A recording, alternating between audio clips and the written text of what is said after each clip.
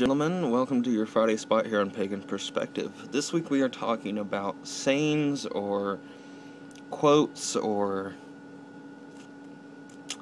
I don't really know how to put it, but things that are popular in our faith and religion. My faith slash religion slash spirituality slash whatever you want to call it is very strange.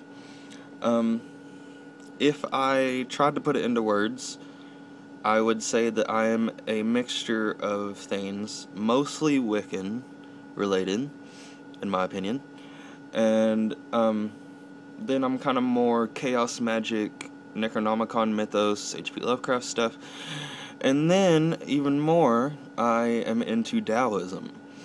And so, in all of these things, except for Wicca, there's not really any set, I don't know, like, thing that keeps coming up, you know? Like in Wicca you have, and it harm none, do what you will, the Wiccan Rede, and then you have the threefold law.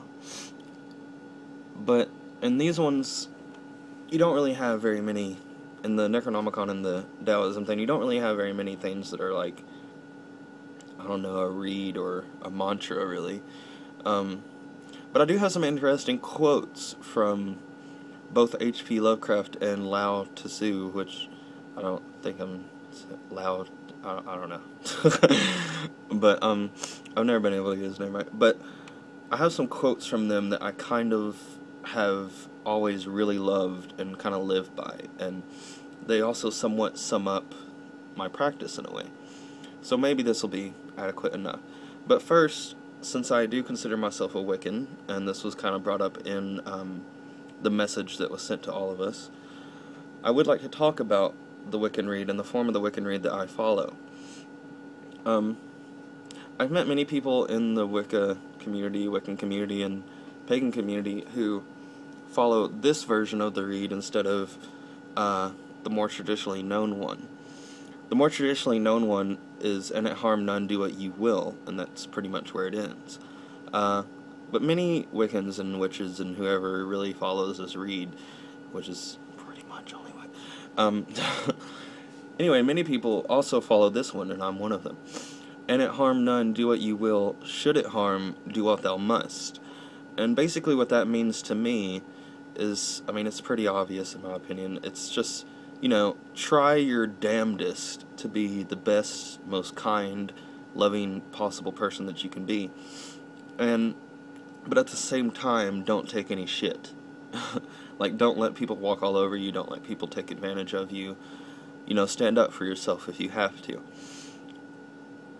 But a lot of people think that in and of itself isn't very many rules. And when you sit and think about it, in my opinion, it is.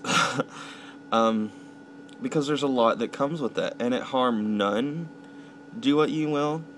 Now, this is just my thing, and I am by no means saying that anyone who believes differently or interprets the Rede differently is wrong.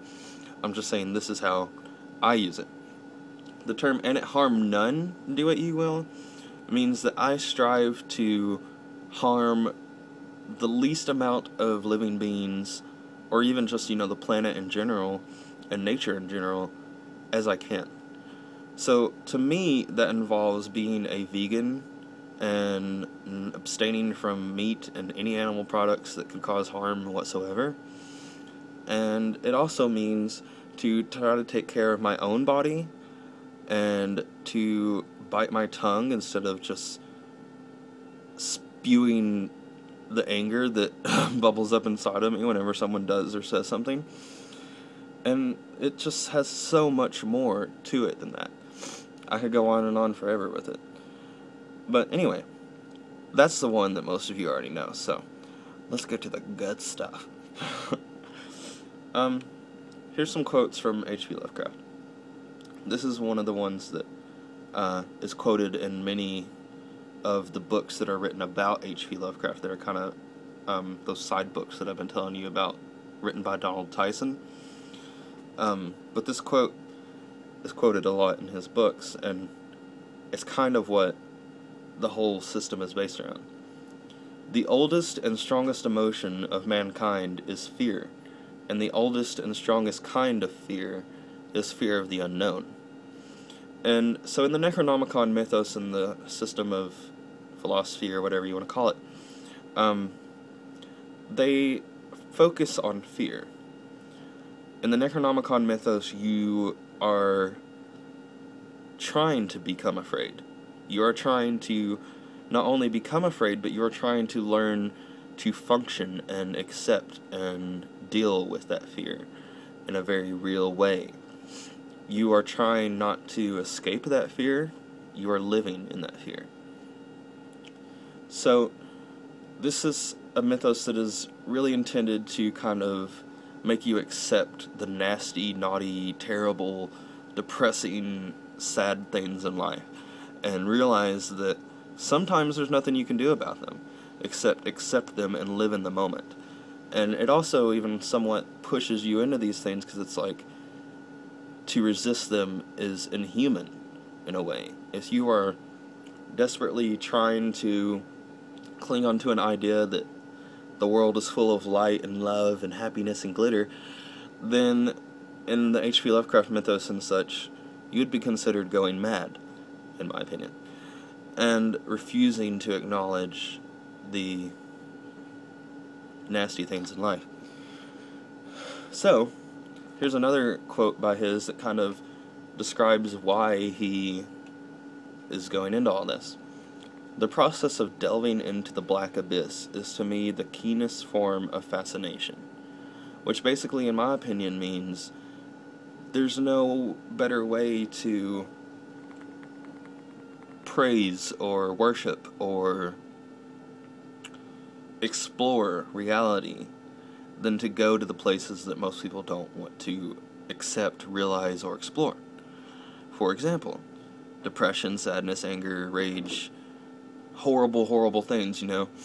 And to me, that's what the Necronomicon mythos is all about. It's all about, you know, dealing with the nasty things and how to deal with them. It's almost like a hitchhiker's guide to dealing with it. But now on to Taoism. Taoism, to me, and Wicca and the Necronomicon all are talking about a similar thing, which is accept reality as it is, and don't try to deny reality.